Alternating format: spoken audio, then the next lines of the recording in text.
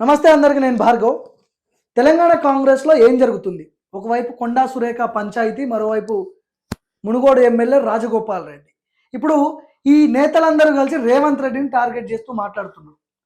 మొన్న రేవంత్ రెడ్డి జారినటువంటి ఒక చిన్న మాట, పరకాల ఎమ్మెల్యేగా మళ్ళీ రేవూరి ప్రకాష్ రెడ్డిని గెలిపించండి అనే ఒక్క వర్డ్తో ఇప్పుడు రాష్ట్రం మొత్తం రచ్చరచ్చ అవుతుంది.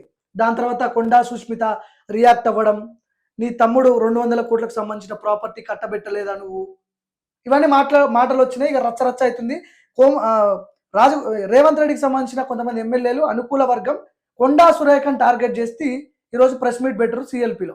ఏం జరుగుతుందో మాట్లాడదాం మనం. నాతో పాటు టీఆర్ టీవీ తిరుపతి జాయిన్ అవుతున్నాడు. నమస్తే తిరుపతి. ఈ సినారియో మొత్తం 2-3 రోజుల నుంచి నడుస్తుంది. యాక్చువల్గా రేవంత్ రెడ్డి మాట్లాడిన మాట వల్లనే ఈ పంచాయతీ స్టార్ట్ అయింది అనుకోవచ్చు. అసలు ఎక్కడ మొదలైంది? రేవంత్ రెడ్డి పరగల నియోజకవర్గానికి పోయి రేవూరు ప్రకాష్ రెడ్డి మళ్ళీ పోటీ చేస్తాడు, అవకాశం ఇవ్వండి అని చెప్పిండు. ఇప్పుడు రేవూరు ప్రకాష్ రెడ్డికి టికెట్ అనౌన్స్ చేయడానికి రేవంత్ రెడ్డికి అర్హత లేదు.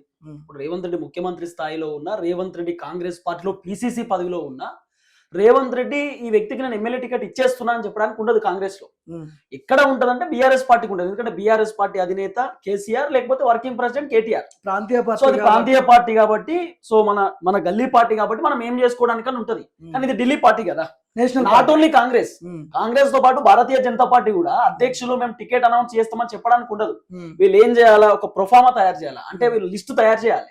లిస్టు తయారు చేసి హైకమాండ్ పంపిస్తే సిడబ్ల్యూసి మెంబర్స్, ఏఐసిసి లీడర్స్ మొత్తం పూర్తి స్థాయిలో వెరిఫికేషన్ చేసినాక సునీల్ కనుగోలుతో సర్వే చేపిస్తారు. ఎవరు గెలుస్తారు ఏం కథ అనే సర్వే చేయించి ఆ తర్వాత వీళ్ళు ఎమ్మెల్యే టికెట్ ఎవరికి ఇవ్వాలని డిసైడ్ చేస్తారు. ఇప్పుడు ఈవెందో రేవంత్ రెడ్డి టికెట్ కూడా రేవంత్ రెడ్డి కొడంగల్లో ఎమ్మెల్యే టికెట్ ఇవ్వాలా ఇవ్వద్దా అని డిసైడ్ చేసేది కూడా హైకమాండ్. మహేష్ కుమార్ గౌడ్ ఒక స్టేట్మెంట్ ఇచ్చిండు, రేవంత్ రెడ్డి ఎవరు డిసైడ్ చేయడానికి హైకమాండ్ డిసైడ్ చేయాలి. రేవంత్ రెడ్డి మాట్లాడింది చెల్లదు అని కొట్టిపడేసి అదే కదా మరి. రేవంత్ రెడ్డి మాట్లాడింది చెల్లదు. సో ఇక్కడ రెండు ఉన్నాయి, రెండు ఈక్వేషన్స్ మాట్లాడుకోవాలి. ఇప్పుడు రేవంత్ రెడ్డి తప్పేం కాదు, కొండా సురేఖ వాళ్ళ బిడ్డ కొండా సుష్మిత తప్పు కూడా ఓ రకంగా ఉన్నది.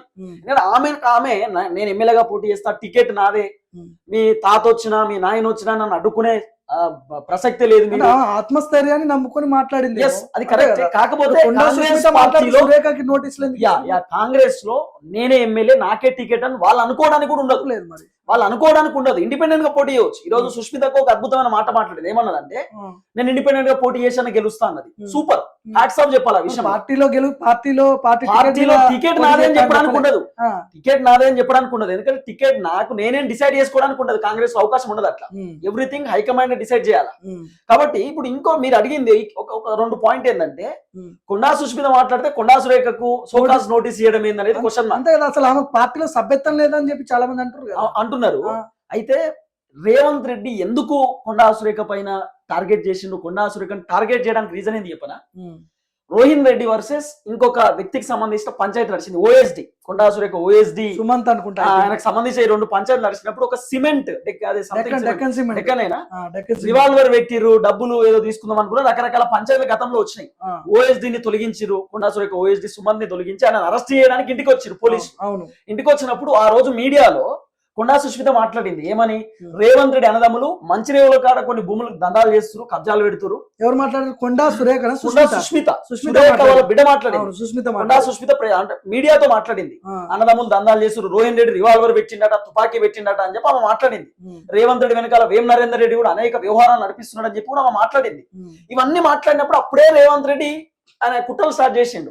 తర్వాత మేడారం జాతరకు సంబంధించిన కాంట్రాక్ట్ విషయంలో కూడా కొండా సురేఖ కాంట్రాక్ట్ ఇయ్యలే, పొంగులేటి శ్రీనివాస్ రెడ్డి కాంట్రాక్ట్ ఇచ్చింది. కొండా సురేఖ దేవాదాయ శాఖ మంత్రి, ఎండోన్మెంట్ కదా, ఎండోన్మెంట్ మినిస్టర్ అయితే ఆమెకు చెప్పకుండా యాదగిరిగుట్ట ట్రస్ట్ బోర్డు ఏర్పాటు చేసింది రేవంత్ రెడ్డి. తర్వాత మంచిర్యాల కాలేదో టెంపుల్ ఓపెనింగ్ ఉన్నా కూడా కొండా సురేఖకి ఇన్ఫర్మేషన్ లేకుండా పోయి టెంపుల్ ఓపెనింగ్ చేసి వచ్చింది.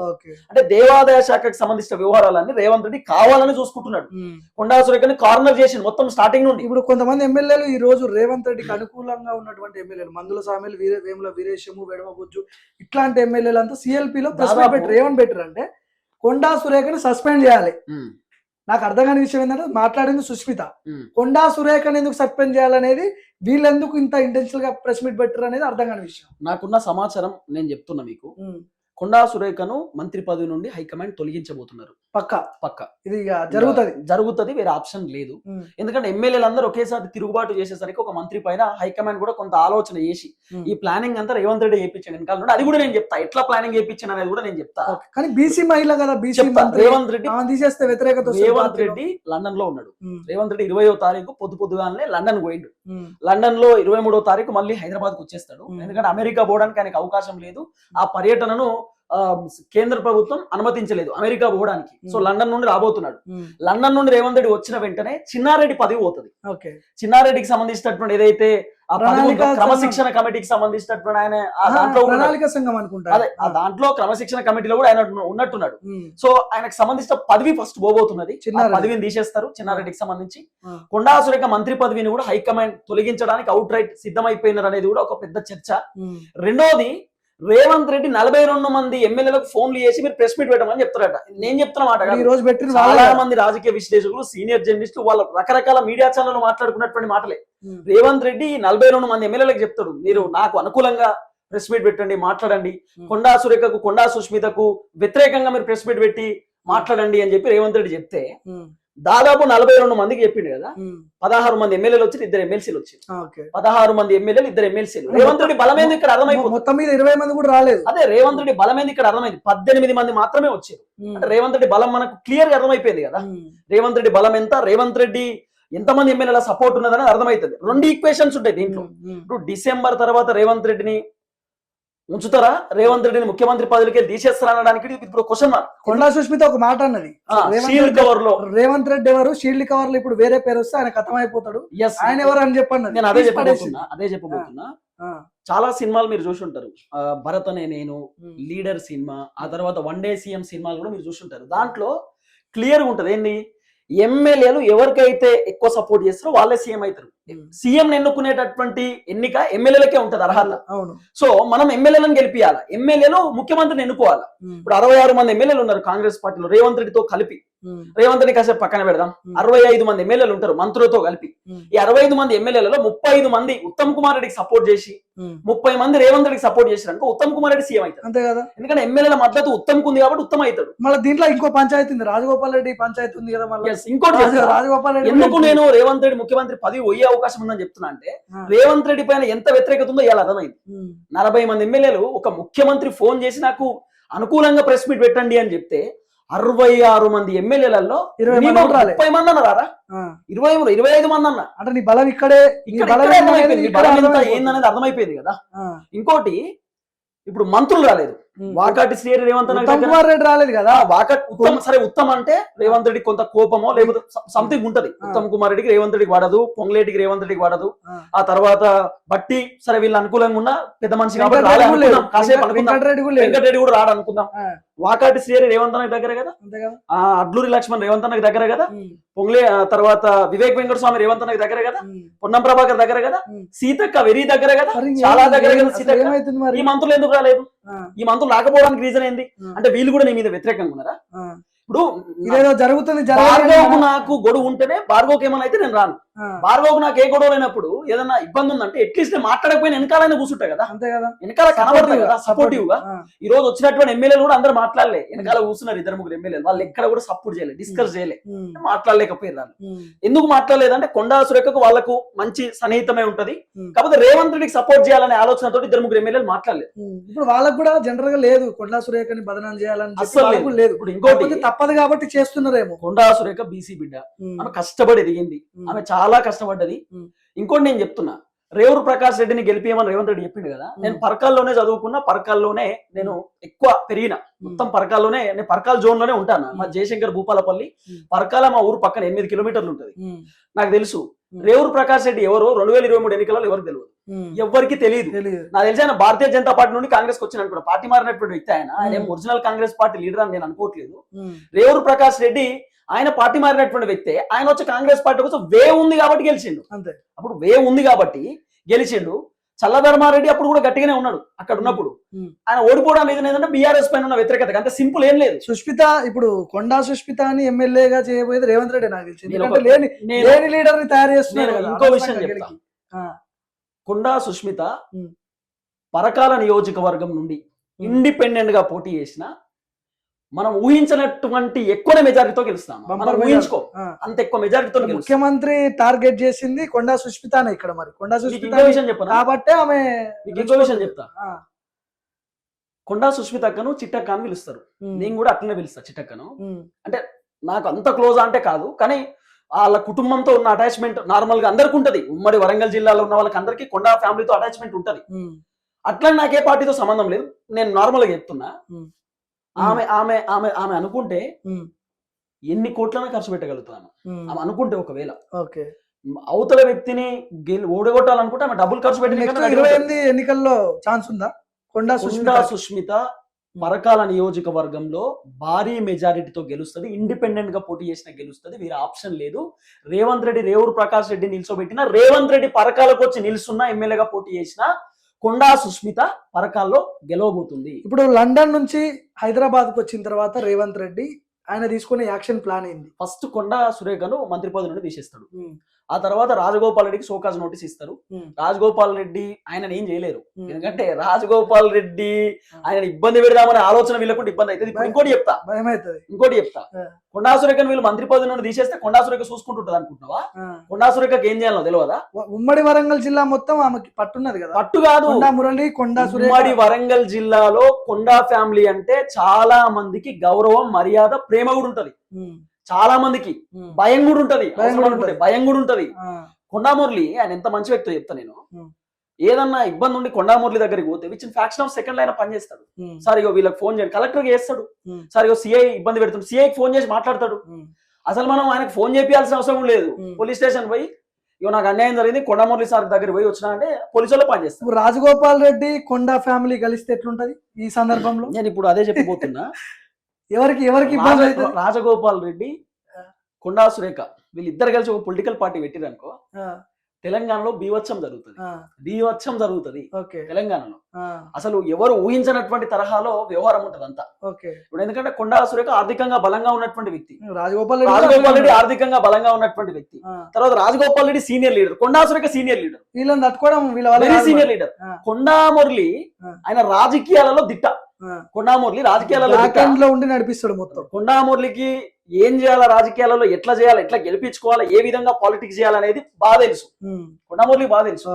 ఇవన్నీ మరి రేవంత్ అన్న తట్టుకోగలుగుతాడా తట్టుకోలేడా అనేది క్వశ్చన్ మార్క్. ఎందుకంటే ఇప్పుడైనా ఒకటే నేను చెప్తా భార్గవ్ అన్న, మనం ఎంత ఎదిగినా కొంత ఒదిగే ఉండాలి. ఇప్పుడు ముఖ్యమంత్రి హోదా రాగానే అన్ని నేనే బాస్, నేనే కీలకం, నేనే మాస్టర్, నేనే మొత్తం కింగ్ మేకర్ అంటే కాదు కదా.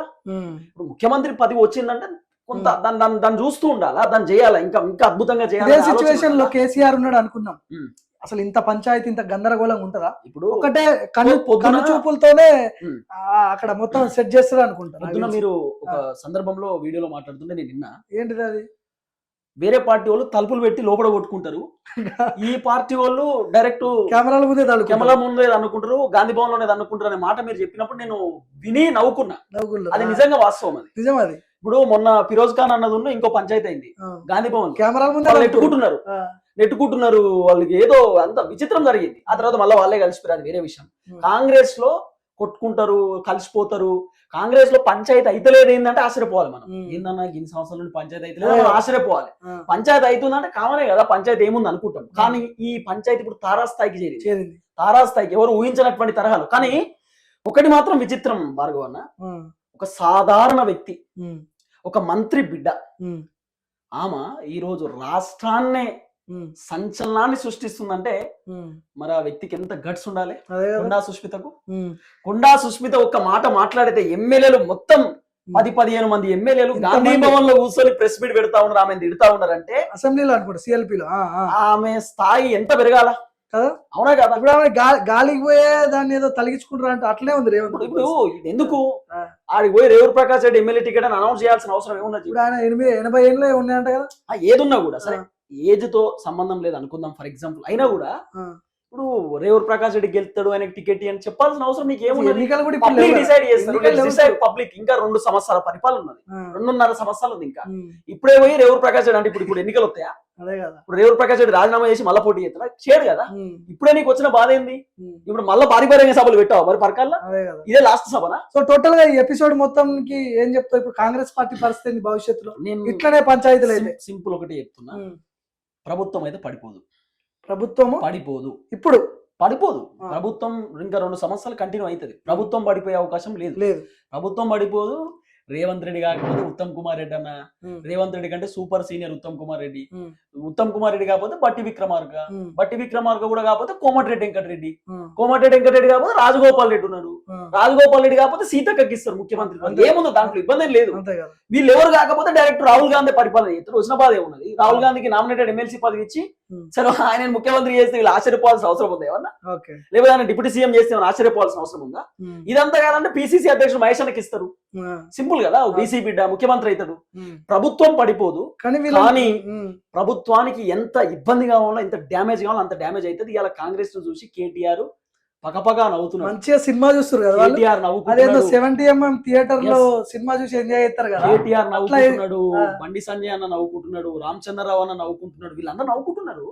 కొట్టుకొని మనం చూద్దాం. పెట్టుకొని అరే మనం గెలవడానికి వీళ్ళేరా భయ్, ఇక మనం ప్రచారం చేయాల్సిన అవసరం కూడా లేదు. కాంగ్రెస్ లో ఉన్న మైనస్ ఏంటంటే వాళ్ళకి వాళ్ళే సెల్ఫ్ గోల్ చేసుకుంటారు. ఉమ్, ఎవడు బొడవాల్సిన అవసరం లేదు, ఆదాయం చేయాల్సిన అవసరం లేదు. వాళ్ళే పొడుచుకుంటారు. ఉమ్. ఇదే వాళ్ళ పార్టీలో ఉన్న సో మైనస్. సింపుల్, నేను ఒకటే చెప్తా. రేవంత్ రెడ్డి పైన ఇంత వ్యతిరేకత ఉండడానికి కారణం రోహిన్ రెడ్డి, ఫహీం ఖురేషి, వేం నరేందర్ రెడ్డి, రేవంత్ రెడ్డి అన్నదమ్ములు. వీళ్ళ పెత్తనం ఎక్కువైపోయింది. First point. రేవంత్ రెడ్డి సొంత నిర్ణయాలు తీసుకోవడం సెకండ్ పాయింట్. రేవంత్ రెడ్డి అందరినీ పట్టించుకోకుండా ఇష్టం ఉన్నట్టు వ్యవహరించడం ఇది థర్డ్ పాయింట్. ఇవన్నీ రేవంత్ రెడ్డి కొంత గమనించి అని ఇవన్నీ మనం చేయాలా అన్న ఆలోచన రేవంత్ రెడ్డి ఉంటే సూపర్ ఉంటుండే. ఇవాళ ఒక మంత్రి చేయాల్సిన పని కూడా నువ్వు చేస్తున్నావు. ఒక మంత్రికి ఇన్ఫర్మేషన్ లేకుండా నువ్వు పని చేస్తున్నావు అంటే ఆ మంత్రి ఏం చేయాలి? ఓకే. సో ఇది సింపుల్ కదా. సో రేవంత్ రెడ్డి పంచాయతీలో ఫుల్ స్టాప్ పెట్టాలంటే ఒకటే ఒక రీజన్, రేవంత్ రెడ్డిని ముఖ్యమంత్రి పదవిలోకి వెళ్ళి దించేసి ఇదంతా అయిపోతుంది. సింపుల్, ఏం లేదు ఇంకా. రేవంత్ రెడ్డిని సీఎం పదవిలోకి వెళ్ళి దించేసి వేరే వాళ్ళకి సీఎం పదవి ఇస్తే సింపుల్ అయిపోతుంది. ఇవాళ అర్థమైంది, తెడతెలం అయిపోయింది. రేవంత్ రెడ్డి బలమైంది అనేది ఇలా నిరూపణ అయింది. సింపుల్ ఇంతే.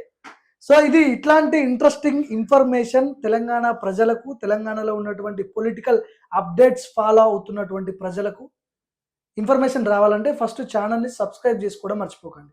రెగ్యులర్గా నా వీడియోలు మీకు వస్తాయి.